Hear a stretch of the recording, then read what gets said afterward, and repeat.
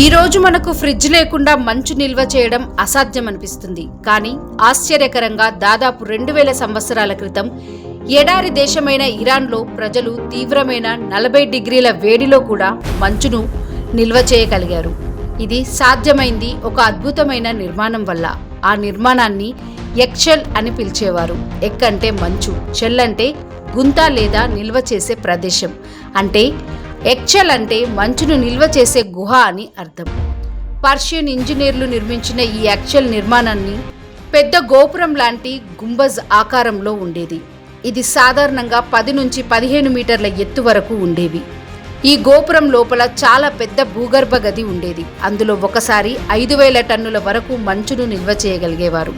అది కూడా సాధారణంగా కాదు, 6 నెలల ఎండలో కూడా మంచు కరగకుండా ఉండేది.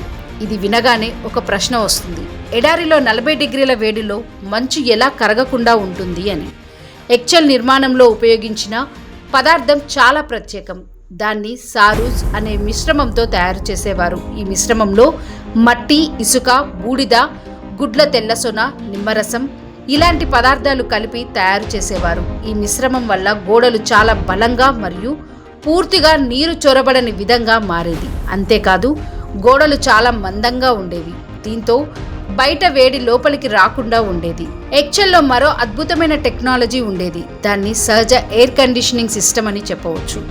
ఈ నిర్మాణం చుట్టూ పొడవైన గోడలు ఉండేవి. ఆ గోడలు సూర్యకిరణాలు నేరుగా పడకుండా కాపాడేవి. అంతేకాదు పర్షియన్ ఇంజనీర్లు కానాత్ అనే భూగర్భ నీటి కాలువను కూడా ఉపయోగించారు. ఈ కాలువల వల్ల చల్లని గాలి ఎక్చెల్ లోపలికి ప్రవేశించేది.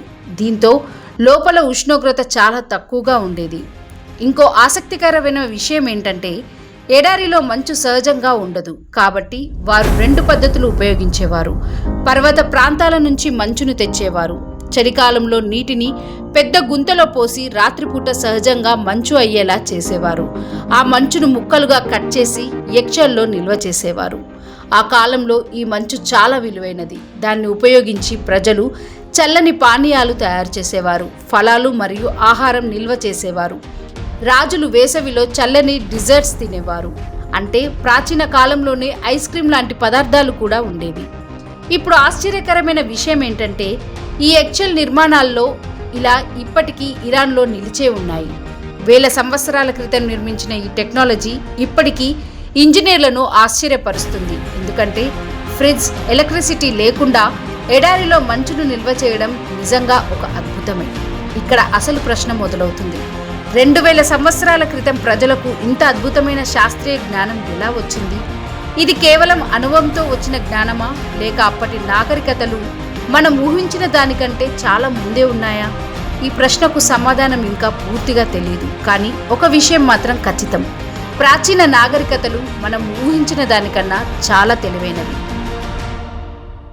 లేటెస్ట్ న్యూస్ అప్డేట్స్ కోసం డిస్క్రిప్షన్లో ఉన్న న్యూస్ ఆన్ ఫేస్ వాట్సాప్ ఛానల్ని ఫాలో అవ్వండి.